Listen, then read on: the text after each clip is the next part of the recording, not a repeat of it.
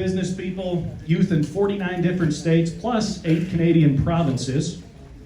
She's been honored with local, state, and national awards. That's for success in business, speaking, and educational activism. She's most proud of being a finalist for Montana's First Lady Award for service to Montana's children with special needs. Now, Tammy was a newspaper columnist for 20 years, recognized with a regional award for excellence. Those aren't easy to come by. Frequent appearances as a TV commentator, plus she hosted a bi-weekly radio show. Her book, which we've got copies of down the hall, right? There's the table right down there next to ours, so please go check that out when we're done. When Life Kick Back, Survival Skills for Personal Crisis and Life's Challenges. That's in its 8th printing so far. And her second book, Motherhood, A Noble Calling, is currently in its 2nd printing. Tammy lives in Bozeman with her husband of 54 years, you guys. 50, congratulations. Kelly and Tammy have 3 children, 2 grandchildren, and she's really thrilled to be back here with us today, so we want to show her our appreciation for her coming back here with us today. Ladies and gentlemen, give it up for Tammy Hall.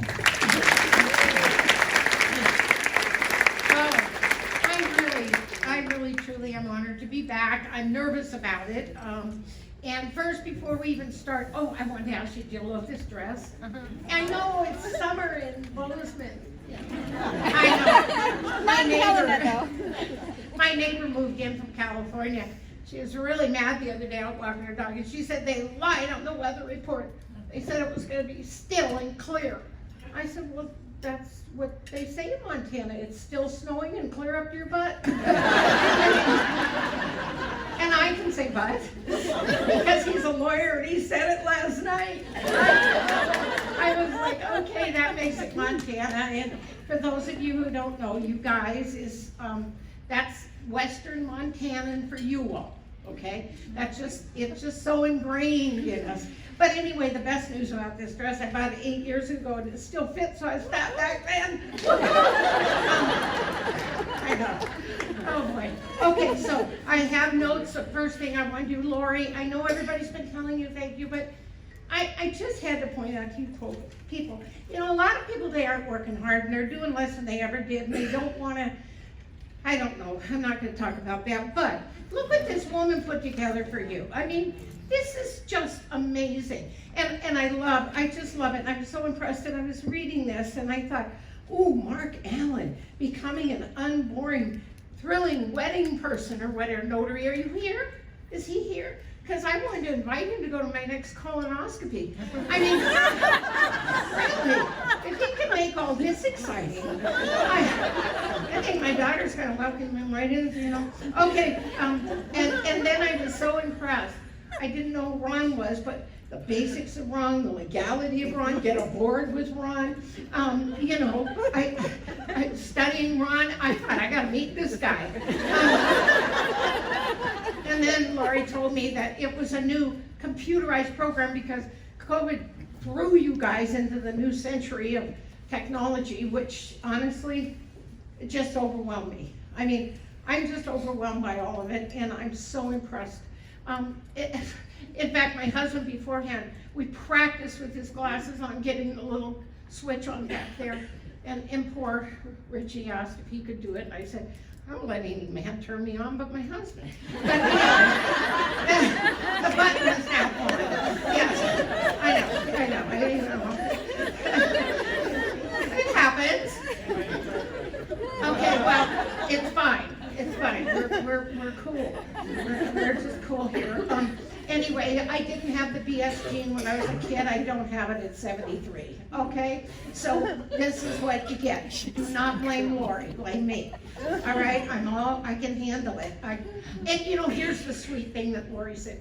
I said, Lori, I'm really worried because I spoke 4 years ago, and what if they remember my jokes and my stories? I don't change them enough. She said, don't worry, nobody will remember you. And I said, thank you, Lori, I don't remember either. But I would like you to know, I did find my old notes in I don't know what drawer, and I've changed all but 30%, so yay. I think that's really awesome, especially because, you know, my grandkids were trying to get me to do something with my cell phone. And I said, wait, I can't learn that, my brain's full. And they said, but Grandma, you have to learn. I said, well, give me a minute. They said, what are you doing? I said, I'm deciding what to get rid of. So you have to get rid of something to make room for that. I said, okay, I'm ready. And they said, what'd you get rid of? I said, how to clean a toilet, I don't care. If it bothers you, fix it. But I did. This is a true story, not made up at all. Most of my stories are true, I'm sad to admit. But I needed computer help, and I did call, you know, the helpline with a lovely person named Linda from India. But anyway, and Linda from India said, what kind of computer do you have? And I said, well, it's square, it sits on the desk, it's white. And she said, no, what is your network? I said, well, I used to watch Fox all the time, but I can't take the news, I'm watching HGTV. And now I need throw rugs and a she shed, it's not a good thing. And then she got mad or something, and she said, what's your provider? I said, Blue Cross Blue Shield. And Medicare, if you need to know. And Snippy, she goes, is it plugged in? I said, well, would I call you if it wasn't? She said, ma'am, I can't tell. But anyway, so we're back on track, and I'm just so proud of that whole idea that we're back on track. Yes, I have notes, because see, the thing you know that heard me before is that I was diagnosed with multiple sclerosis and also rheumatoid arthritis and synthroid disease or thyroid, and the doctor said your body doesn't like your body. And my sweet husband said, I like her body. Yeah, he got so lucky. Anyway, sorry, human resource person. I don't know where the line is. I have a filter. I do have a filter, but it's not like a furnace that stays in all the time. It's more like a coffee filter, and it sort of goes out after one attempt, you know. Anyway, so I will be using notes because it affects my memory, and I used to be very proud of my intellect. It was my greatest thing. And when I was a kid being abused, nobody could hurt me that way. And I would lay in bed and say, I will not care, I will not cry. They will not break me. And I always thought if I could keep my brain and be sharper than everybody else, nothing they could do would hurt me. And so I did say, God, you know, whatever you take, my legs, my seeing, whatever, leave me with my brain. And with his sense of humor, my lobes are, all my things, black holes are in my frontal lobes, so I'm basically becoming the person I never had patience with. I know, so it's a good thing. It's a good thing. God is teaching me humility. So I have little notes if I can read them. But anyway, I just want to tell you how much it means to me that everybody's back on track after COVID. I think it was an absolutely horrific time. Now, I'm going to talk to you for 1 minute. I go off on rabbit trails. That's okay. Just follow me. And don't worry, I talk fast. Because you can comprehend 3 times faster than the average person talks. Which means you can comprehend twice as fast as I talk. And if I slow down, you'll just get bored. Okay? And research shows that 90% of daydreams while you're bored are sexual in nature, and I will not be responsible for that. Okay? And so, I'm going to just keep on track here, if I can. But anyway, remember when we were kids and our parents would say things, and at the time we'd say that was so stupid, and then later we heard it coming out of our mouth at our kids. You know, and it was, some of it was kind of dumb if you think, don't run with those scissors, you'll poke your eyes out. Well, you don't poke them out, you poke them in. You know, but anyway, I know you heard this, and I know you told your kids, you wear clean underwear, I don't want you getting in a wreck and not have, right? How many of you even said it to your kids? I know. And how much sense does that make? Ambulance rushing this kid to the hospital. What's his blood pressure? What's his pulse? I don't know, he's got the wrenchiest underwear I ever saw. Okay, you know. I have to tell you a true story, it's so much fun. My cousin Heidi was riding with her fiance on the back of her Harley, and she had her helmet, and she had her leathers, which they wear not just to look cool, but in case they have an accident and run, you know, on the highway, they don't lose all their skin. Kind of a good idea. And she was riding up by going to the Sun Highway, went around the corner on the back of her husband on Harley, and some car came, crossed across and almost headlined them. So they flew off, hit the borrow pit, and went flying, and She woke up a short time later, and she said she looked up, and here was this gorgeous EMT down at the bottom of her leg, and he had a big pair of scissors, and he was cutting up her leathers, and she, to take them off, and she didn't say, "How am I? How's my fiance?" She looked at him and said, "Sir, the good news is I have clean underwear." She said, "The bad news is it's home in the drawer."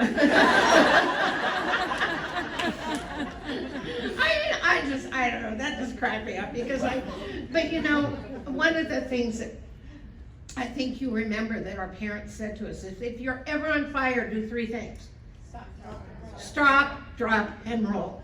And I honestly feel like during COVID, that was our chant. Stop everything now. Drop out of everything. Church, school, life. Drop out of everything. Work. Roll into a small fetal position and stay there till we tell you it's okay. And actually, at 70-something, we kind of had to do that, and we did it, and we did what we had to, and I can tell you that it was really awful.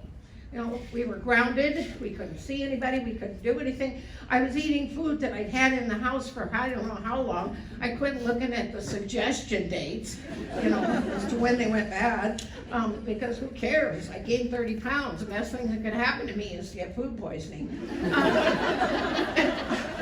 Honestly, if COVID had gone any longer, I would never again in my life wear makeup or a bra. Okay? I know, one day I was that close. And then we get out of this.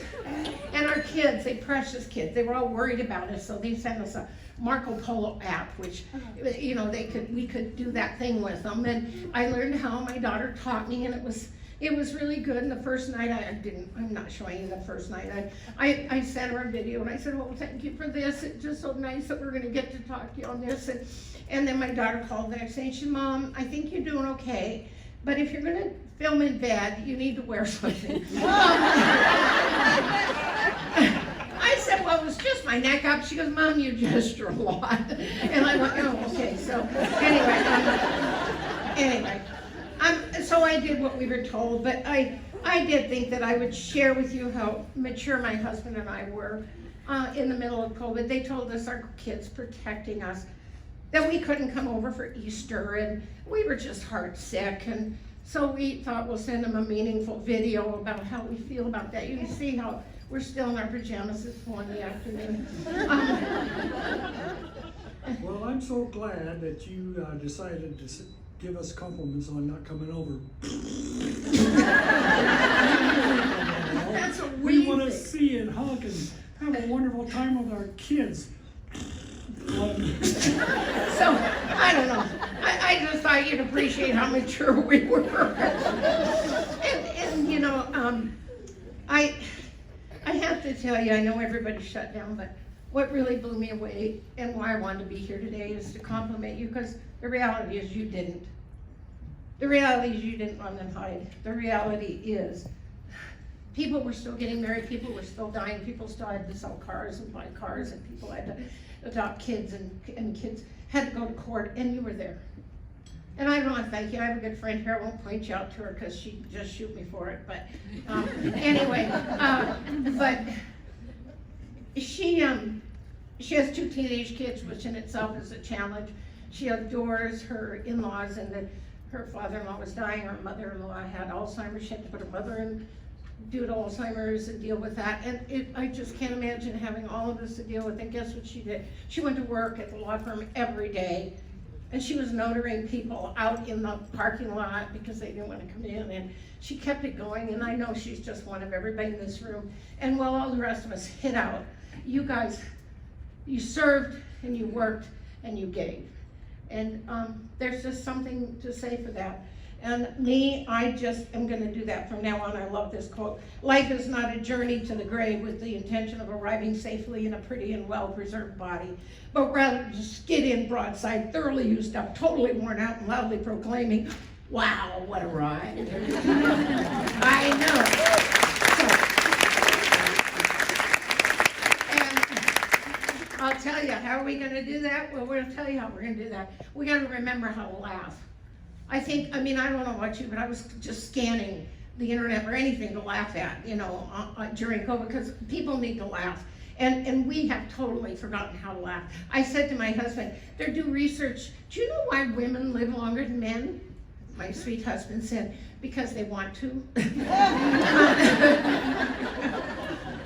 And I said, no, because they have friends. Because they have friends and they laugh more. Folks, 6-year-old children laugh 300 times a day. Now let's compare that to adults. We laugh 15 times a day, 5,500 times a year. Average laugh 5 seconds, a minute and 15 seconds a day. For the healthiest thing you can do for your body is laugh. I mean, it's sad. It's just sad. Even the Bible says, a cheerful heart is a good medicine, but a downcast spirit drieth the bone. Well, you know what? You don't want dry bones. When your bones are dry, you're dead. So, not a big thing to be shooting for, okay? And so I just think that we need to laugh. I mean, my sister was telling me this is a true story, happened up in Vancouver. A good friend of hers, they're filming a lot of videos, and movies now in Vancouver, Canada. If you watch them, they're all shot there. And it's not COVID. I'm allergic to the air. They have the door open. My nose is running. That's a big difference about COVID. Before COVID, we'd cough to cover a fart, and after COVID, we'd fart to cover a cough.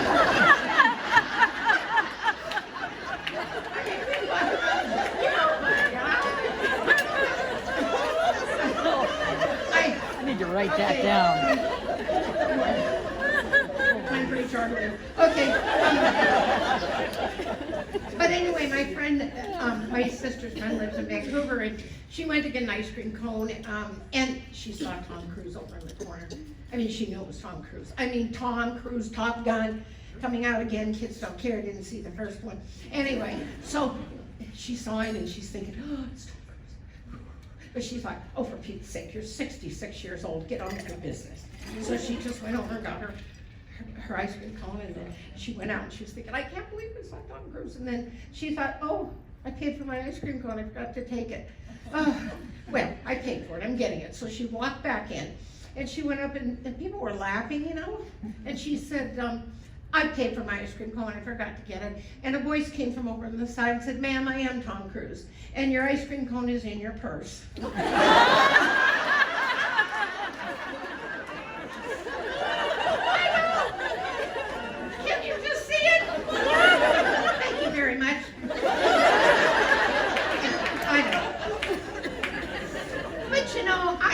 We don't laugh if we have kids around us. I collect stories from people about their kids. I love this. This one, a friend told me that she said, Daddy won't be home for dinner, and her daughter said, why not? And she said, well, he didn't get his work done. And she said, again, can't they put him in a slower group? I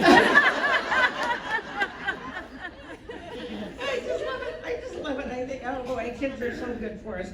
And then you've heard about the kids who went on 10-year-olds on an FBI field trip to the FBI headquarters. And the FBI agent said, see those pictures of the 10 most wanted criminals in America, they are very dangerous. When we catch them, we'll keep them and put them in jail. And one little boy said, when you had them take their pictures, why didn't you keep them? Okay, that needs an answer.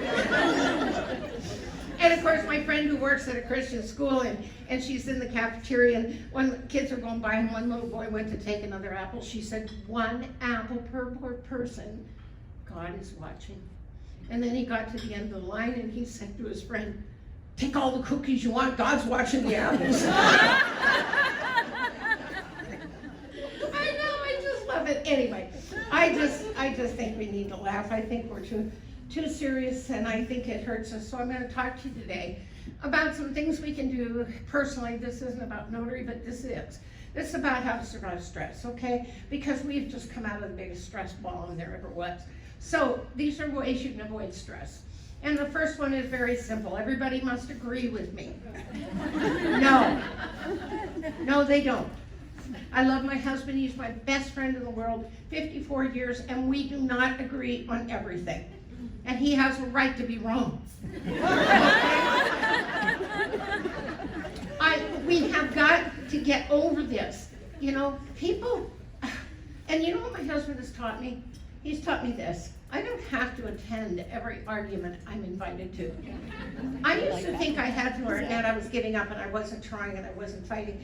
You know, no, you don't. You don't. In fact, I was married to Kelly for 7 years before I realized just because he wouldn't argue with me didn't mean I won.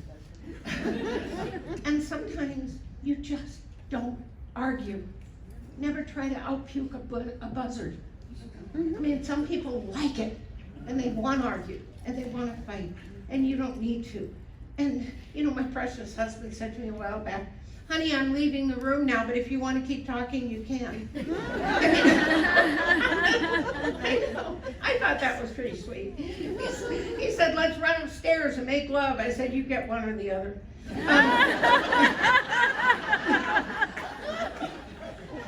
And I came out one morning and there was a sweet note there, look at this. And it was just sweet right by my coffee that was all ready. And it said, hi Tam, I'm out in the pasture hunting varmints. I thought, wow, that's just a love note, isn't it? Isn't that sweet? But you know what the secret is here? You don't have to agree with everybody. Just pay attention to what they're asking and answer what they're asking. Don't get off in the weeds. You know, I love this kid who wrote his dad from college. Things are pretty good here. Some things are needed most desperately. I hope you can guess what I mean and send some soon. Your son. I mean, subtle. There's Dad. Dear son, nothing is new here. I know that you are doing fine. Write another letter real soon. I mean, I think he got the message right. No argument involved. Here's a better one. Kid writes from college, no mud, no fun, your son gets his back. How sad, too bad, your dad.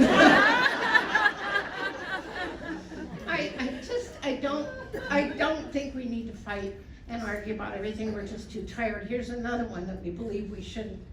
Everybody must like me. No, they don't, and they won't. Now, research shows, these are generalities, I'm not making specifics, okay? These are generalities. In general, women make wonderful managers because they like shared leadership. And sometimes men like hierarchical, they like that, and women like to share, okay? Credit, all of that. Here's our problem. We don't deal well with people we don't like. Men don't care. They'll often say, you know, I don't care if I don't like him, I'm not living with the guy, I'm just working with him. And we're like, but I don't like her. We'll get over it. Because we don't always like everybody. And you know what, the reality, I love this teacher told me, this kid said this, everybody hates me. And the kid said, don't be silly, everybody hasn't met you yet. I mean, you know, he's gonna grow up to be a notary, can you tell? That is so left brain. I mean, that is so left brain. But the reality is, there are people who go through life with a theory, and it guides them. We're not happy until you're not happy. And you can't please them. There's something about they get up on it. I want to read you, these are true notes left by tourists in Yellowstone Park. Trails need to be reconstructed. Please avoid building trails that go uphill. Okay, we'll work on that. The coyotes made too much noise last night, and they kept me awake. Please medicate those annoying animals. A McDonald's at the trailhead would be nice. I know. And then this, my favorite, came out about 6 months ago. We had to cut our trip short to Yellowstone because we were informed that they don't cage the animals at night for our protection. This is just dangerous and unacceptable. Now, I'm just guessing, hard to please. Just saying, you know, I tell you, the bottom line is, when I woke up this morning, I had one nerve left, and now you're getting on it. And that's the way we're gonna feel some days. And you know what? We just do the best we can do and realize to avoid criticism is very simple. You do 3 things. You say nothing, you do nothing, and you be nothing. And the minute you step outside of that, somebody is gonna be mad. And somebody is not gonna like you. And I'm telling you, that's a load you can't carry. All right, how about this one? I must be good at everything. No, not even close. There are so many things that you will not be good at, which is why we need a team process. You know, we don't know, we have to, that's a lifelong challenge. figure out what you're good at. You know, when you're a little kid, everybody goes, oh, she's such a joy, isn't she precious? And then they take her on a field trip to the museum, and she says, I wonder how that works. Because she's that kid that's going to be challenging and wondering. And how about the kid who you say, oh, he's so much fun, he loves life, but then you find out that he takes after his grandfather, and he takes, you know, and then you find out, I tell you, I love my kids. God loves diversity, and I'm not talking about whether you're a man or woman or the color of your skin. I'm talking about the person you are to the depth of your soul. You know, God just loves diversity. Raise your hand if you have more than one kid. Come on, get your hand up, keep it up. Now keep it up if your kids are different. Yeah, all right, nobody put them down. A couple did, then went, yeah, I got to be honest here. Okay, raise your hands if you have brothers and sisters. Keep your hand up if you're different. Yeah, and you grew up in the same house. God loves diversity. I'll tell you, my kids, I love them. I love my kids. But I remember when Tiffany went to school, and I was on the school board, and she was just so wonderful. I mean, you would tell her, don't touch the burner, it's hot. She'd go, okay, Mom. You know, and she went to school, and we'd have a parent-teacher meeting, and they'd say, we love Tiffany. We wish we had a whole class of Tiffany's. And we'd go, yes. Something. Let's write a book on parenting, right? And then here came our son, Trooper. I know. And you'd say, don't touch the burner, it's hot. And he'd go, psh. Psh. You know, psh. I mean, it's like, and the first day of school. Oh, yes, the first day of school. I get a call from the principal 5 minutes after school start, after they get off the bus. School hasn't even started. They're on the playground. I get a call from my little son, Trooper. Mom, hi, where are you? Principal's office. Are you in trouble? Yes. I hear the principal, tell your mother what you did. I said, what did you do? Well, me and John, we were practicing our writing, and we were practicing how to write and just our names, and then the chief principal says, tell your mother what you did. Me and John were having a contest to see who could write their names fastest on the wall. We peed them. I'm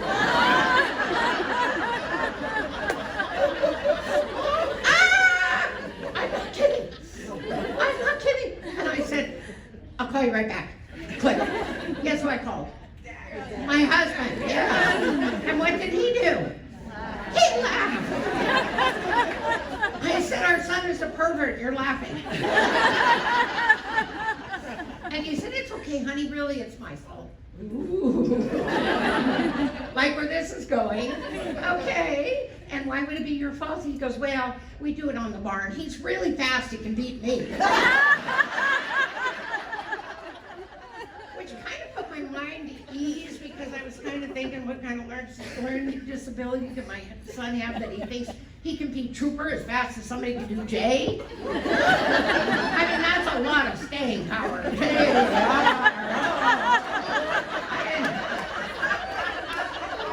Obviously not having a 60. I know I shouldn't tell that, but it's just so brief.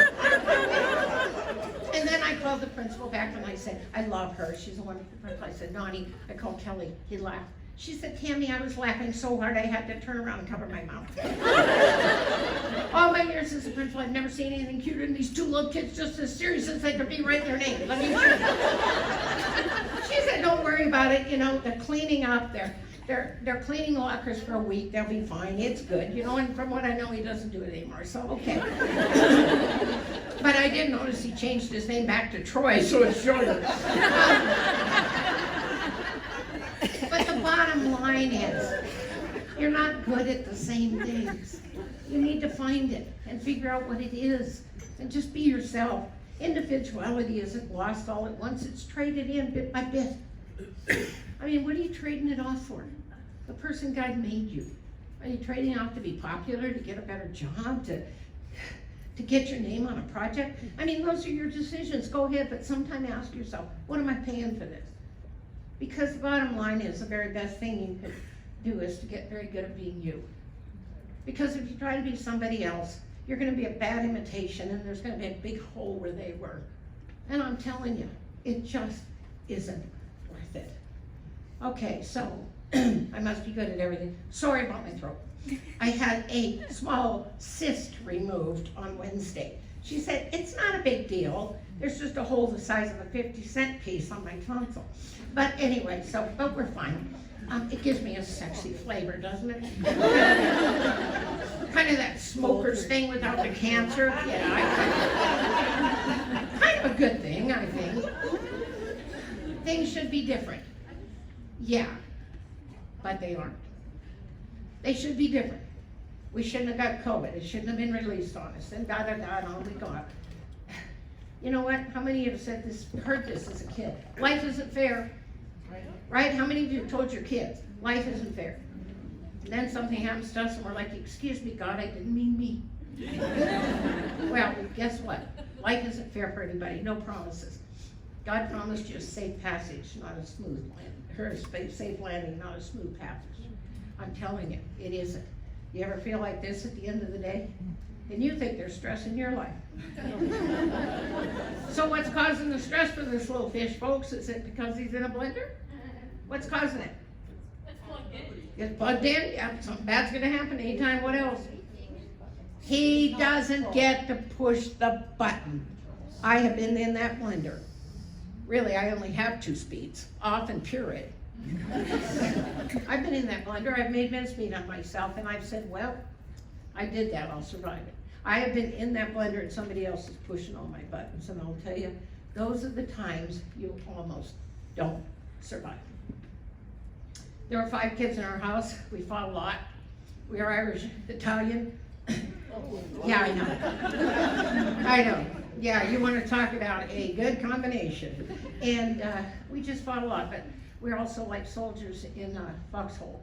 If something happened to anybody, we were there for each other, I'll tell you that. And I lost my brother when he was 50. And he died officially of a brain aneurysm from a fall, but he actually died of alcoholism from a broken heart. You see, our dad never loved him, and he was the oldest. And it's all he ever wanted. And I look at that picture and I think, how does the dad not love that little kid? By the way, you wanna know what I was like? Yeah. I know. Sometimes you can see trouble coming. And I didn't know how. And I just wanted his whole life for him to get over that. And he didn't. And it eventually killed him and left him with 3 teenage little girls behind, 15 and 13 and 10. And it made me so hard. I sobbed so hard at the funeral, and I thought, I gotta learn something from this or I won't survive. So I've learned a few things. Most important is giving into resentment is giving someone free rental space in your brain. And you say, I don't do that, I don't do that. Oh, yes, you do. Yes, you do. You get up in the morning and you start thinking about somebody who hurt you, who let you down, who betrayed you. And you know what you have done? You have given them your day. And you wanna know what the irony is? They haven't thought of you 1 minute of today. No, 1 minute. They are going on with their life, and you gave this to them. Don't do it. Don't do it. Bitterness is like pouring acid on yourself and waiting for the other person to hurt. They're not hurting. You are. Listen, the first time somebody hurts you, cheats you, betrays you, you are indeed a victim. The second time, my friend, you're a volunteer. Because if you haven't seen absolute proof they've changed themselves, it's coming again, and again, and again. And I personally don't think people change themselves without a whole lot of help from God. That's right. I don't think so. Just because someone doesn't love you the way you want them to, doesn't mean they don't love you with all they have. We expect too much of each other, the people we love, the people we adore, our kids, our partners. We think they're gonna be our everything. Hey, we are big cracked cups, and nobody can fill us up. Every time they pour more in, more falls out. It's just the way it is. Quit expecting so much from somebody, except they love you the way that you are and the best they can do. And then fill it in. I mean, you need laughter, get a girls club. I have a poker club. We're a ball. We don't play much poker, but you know. And I have a great tell. I can't lie. Do you have a full house? Yeah. You're four of a kind, yeah, sorry. I mean, and then if I bluff, the one time I did, I called everybody the next day and apologized. I mean, I'm so a notary. Anyway, and they can't love you completely. You gotta find, book club if they don't intellectually stimulate you. Whatever, go out. And remember, God can only heal a broken heart if you give him all the pieces. I don't know about you, but I hold some back. I usually hold back anger. I'm real good at that one. Resentment. Oh, justice. I hold that one back. I want justice. I'm gonna see it happen. I don't have that power. I can't do it. So it isn't different. And sometimes we just keep on going. Okay, folks. It's someone else's fault. I feel this way. No. It's never their fault how they feel. It's their fault what they did. You own how you feel. And nobody can change that but you. And if you want to know a secret of how to communicate with people, spend time getting ready to confront them when they really hurt you. Spend time. Plan it. Prepare it. It won't come easily. Say it out loud in the bathroom, in the car, on your way to work. Nobody else can know. They'll think you're singing. Okay?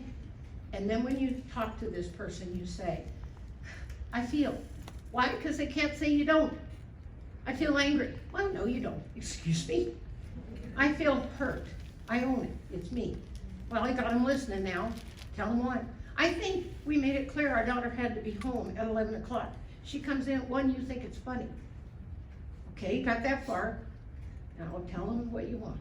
I want you to honor what you tell our kids. I think it's important. And stop and walk away. Don't bail them out. You heart people have trouble with that. You're like, is that okay? Because if it isn't, I didn't mean it. Now you've made them mad and taken it back. Just stick with it. That's the easiest way to do it. All right? I know something bad will happen soon. How many of us are just prepared for the worst? We just see the glass half empty all the time.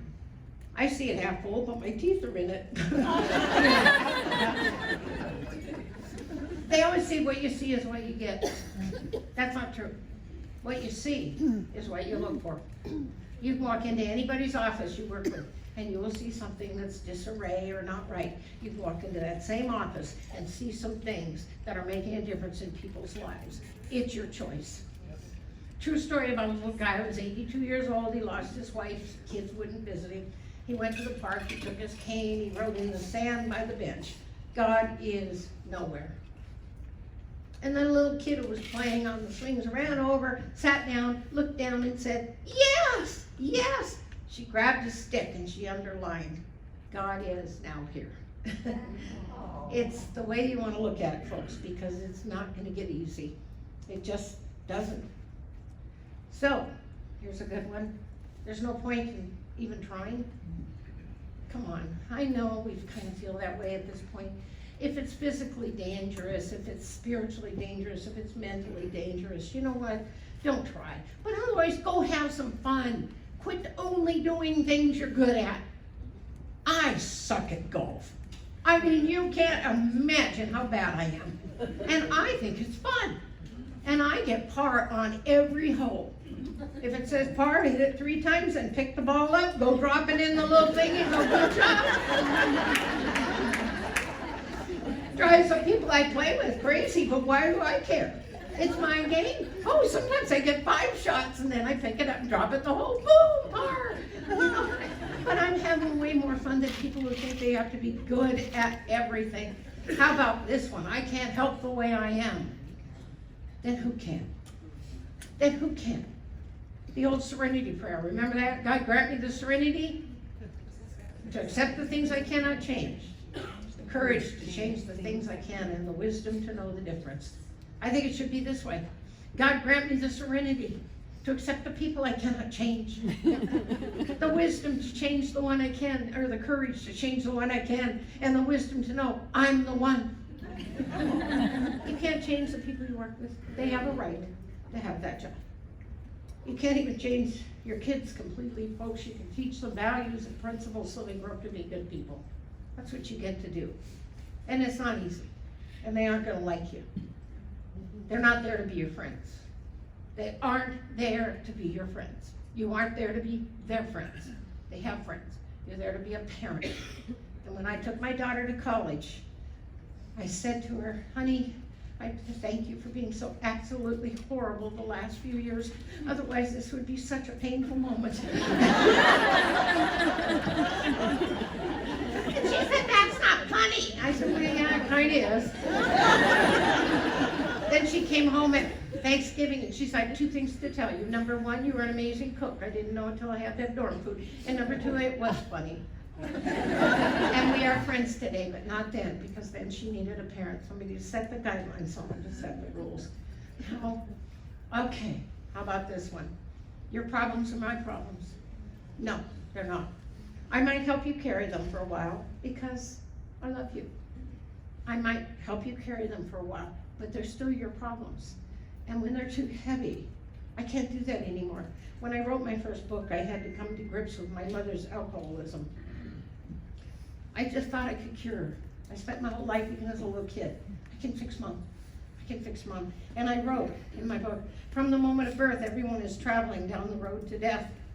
Some people choose to drive in the passing lane. My mother is one of those people. Her fuel of destruction has been alcohol. I willingly became a passenger on her journey of self-destruction. I finally said enough. It has been painful to watch her continue her journey, but not as painful as accompanying her. And sometimes you have to say, I love you.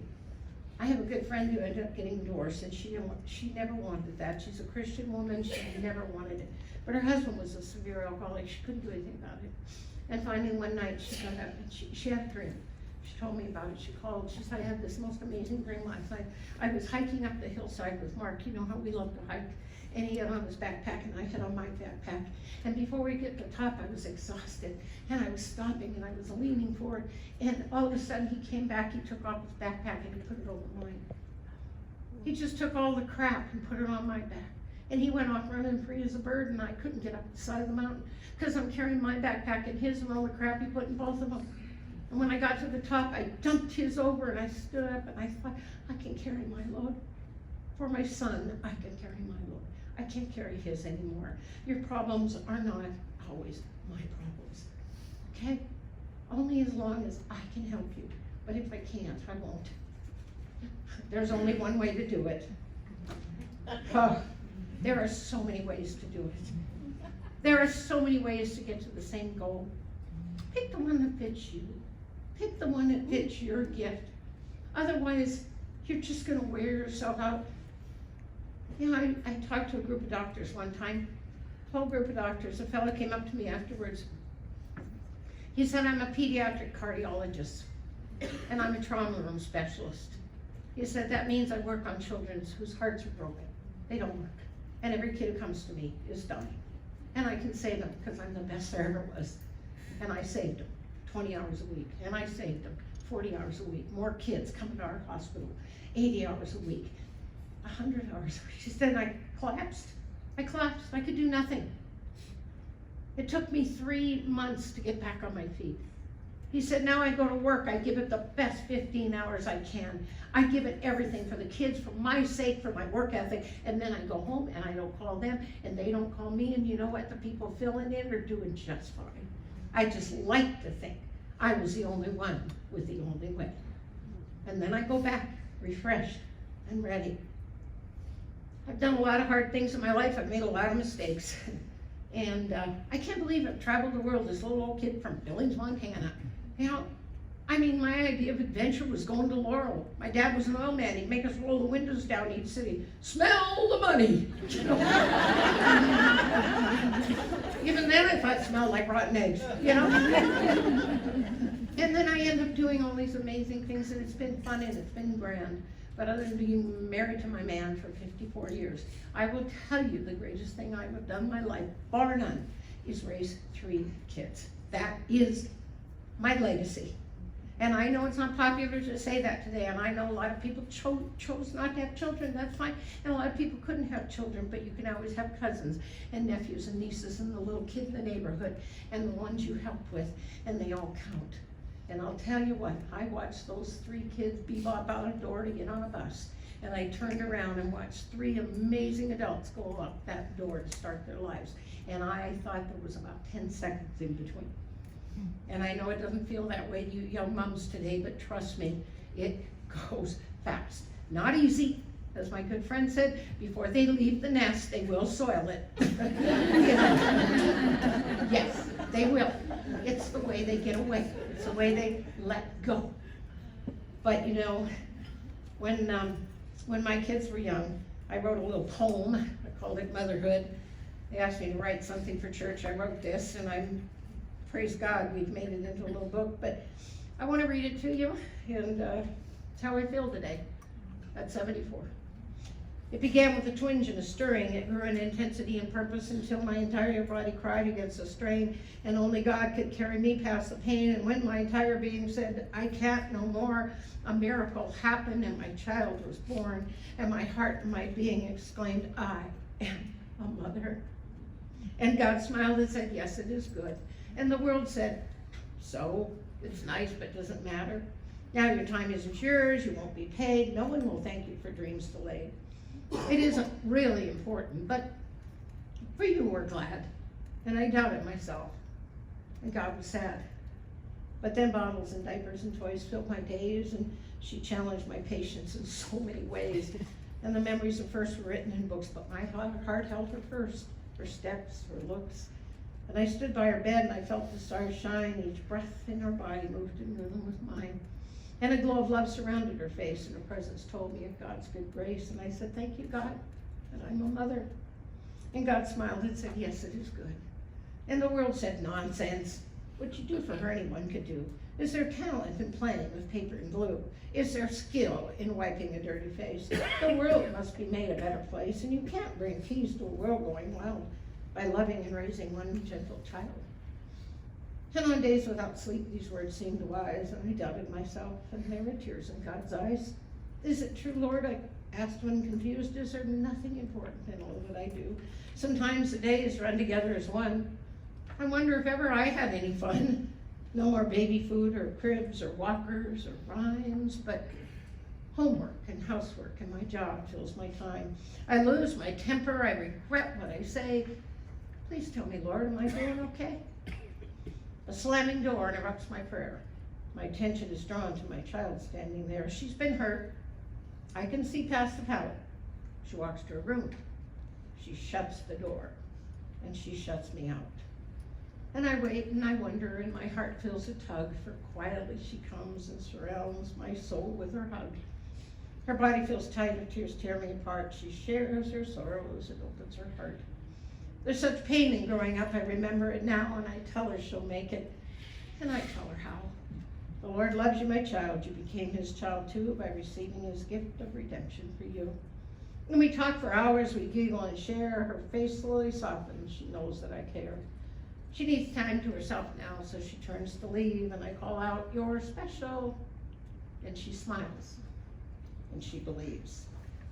And as the room grows quiet and I sit alone, I think of how quickly my baby has grown. She loves how God made her. She's alive and aware. And I've helped her in that by just being here. I know the world is wrong. I'm fulfilled, and I am whole. And the Lord stills the doubts deep in my soul. I love my life. I would choose no other. I'm blessed and I rejoice, for I am a mother. And I don't know what's important to you folks. I don't know if it's your parents. I don't know if it's your best friends. I don't know if it's who you love right now. I don't know. But I know if you're not careful, the world is ready to just rip it away. And so today, take care of yourself. Today, be gentle with yourself. Today, remember all these short little things, because the truth is, we can't do it all. The most important thing I would tell you today is when your best is not enough, it's time to redefine enough. And you know who I learned that from? I know some of you heard this 4 years ago, but it's the truth. I learned that from my oldest daughter. Tara was born and the doctors came in and told me she was retarded. I have to tell you, the first mentally disabled person I ever saw in my life was my own child. Because these were the good old days. See, in the good old days, we didn't have children around who were blind and in wheelchairs, who had learning disabilities, who had problems. Oh no, they weren't around because we were all too perfect for that. I don't know where they were, but they weren't with us in our schools and in our churches and in public. Today, they are. Praise God. Don't tell me we're not making progress. My daughter's everywhere. She lives here in Helen in a group home. She shreds paper in a work center. She says, I shred 100 boxes, I shred 100 papers, I do it 100 hours. And she's proud of herself. I got a paycheck. She's like her mother. She loves to shop. She stands up in front of 5,000 people at the Montana Special Olympics and says, here I am and it's good enough. And if you can't do that, whose fault is it? She can't read, she can't write, she can't tell time, but she can stand there and say, here I am and it's good enough. And you know what? She's taught me more than I ever taught her. I will not say it's been easy. I used to get so mad when people would say, God never gives you more than you can handle. By the way, it doesn't say that in the Bible. It says God never gives you more than you can handle with Him. You can't do it by yourself.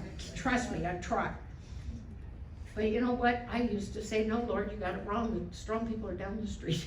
It's okay to be wrong once, go. But it was for us. I'm not patient. It was never easy. Oh, the way she thinks, we call it Tara logic. I said, Tara, your feet are on the wrong, your shoes are on the wrong feet. Silly, Mom, only feet I have.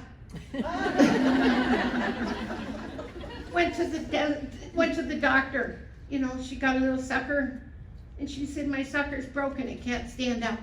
She said, these strings confuse me. I thought, yes, they do. I mean, who makes suckers like that? She wouldn't wash her clothes. She wouldn't put soap in the washer. We were just going nuts. Finally, I said, Daryl, why won't you wash your clothes? She said, the soap steals the colors. Oh, I tell you what, the soap does steal the colors. She's absolutely right. I said, did you brush all the teeth? Just mine. Okay. I said, Tara, cover your mouth when you sneeze. She said, I can't. My hand gets wet. Okay. You know, we were up in the plane and she was getting upset. She was starting to get really upset and noisy. And I said, Tara, you have to calm down. You're scaring the children. You can't be afraid to fly. She said, I'm not afraid to fly. I'm afraid to fall. I don't know about you, but that's how I feel in a plane. I heard her one time say to the teacher when I dropped her off at school a long time ago, Mommy's grumpy. She's having a mental pause. I know! You know, she said to me, we don't have work tomorrow. It's Lincoln's birthday. I said, yes, it is. She said, how old is he? I said, who? She said, Lincoln birthday. How old is he? I said, well, he's dead. She goes, why are we having a birthday party? Okay, all right, that makes sense. Anyway, you know, my favorite is when she went up to our pastor, and he came up during the sharing time during service, said, Tara, it's so good to see you in church today. She said, will you pray for me? He said, I'd love to pray for you, Tara. What do you want me to pray for? She said, when you're talking, will you pray my little tiny eyes don't go shut? She said, Tara, I pray that every day for everybody. You have no idea up here how many eyes go shut, you know. But I don't know. She's just taught me so much. When your best is not enough, it's time to redefine enough. Tara was running in Special Olympics. She was in first place. Here came Kimmy at the last minute, passed her up and beat her. She was mad. She wants to win. And afterwards, she said, Mommy, Kimmy beat me again. I need faster shoes. You ever feel that way? Ever feel like you need faster shoes? A few years ago, they had her in a relay race, and she was the first one. And that was tough because we had to teach her, you know, to listen, wait for the gun. Yeah, we use a gun. We don't throw a feather. We use a gun. Anyway, wait till the gun goes off and then run.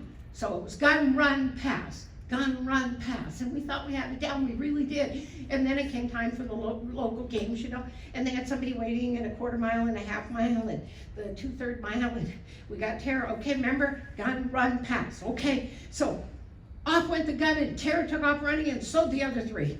And she's chasing them. Come back, come back. And so we really worked on it. And we got it down by the state games. We did. we had a volunteer stand by each of them and hold them in place. And she said, I'm not going, they won't be there. And I said, no, they'll be there. She said, no, they won't. I said, they'll be there, I promise they'll be there.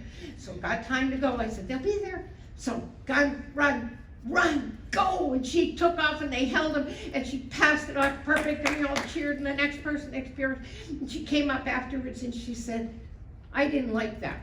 And I said, why? She said, I didn't get to win, I wasn't at the end. You know what? You're not gonna be at the end. God willing, you're not gonna be at the end with your kids. God willing, your grandkids. How? But you're gonna run your best race, and you're not gonna let other people judge you. And I'm gonna get personal here and tell you for a minute, it's gonna knock you to your knees at times. It's gonna knock you to your knees. That's just the reality of it. Life isn't fair, and sometimes you don't know where you're gonna go. And I'd encourage you to spend a little time figuring it out. Because sometimes you learn where to turn when there's nowhere else to go. One of my favorite quotes was by Abraham Lincoln. He said, I am forced frequently to my knees in the overwhelming conviction I have nowhere else to go. So I'd ask you to spend a little time. You can believe anything you want or not believe anything. We live in a free country. I'm a Christian. That's my choice. I would never force it on you. That would be mockery of the God who let me choose. You can choose to be an atheist, choose to be an agnostic, choose to be a Muslim, whatever. Just spend some time on who's going to get you up when you're down there, because you're going to need it. And I'll tell you what, it's going to be worth it in the long run, because God made each and every one of you as perfectly as you need to be. Just quit fighting with him about it, okay? And remember, if you find yourself in a hole, the first thing to do is stop digging. So I will close by reminding you two things. Don't try to be what everybody else wants you to be. All I ever heard in my life is, you talk too much, you talk too much, you talk too much. Well, you know what, I couldn't change, so now I charge them.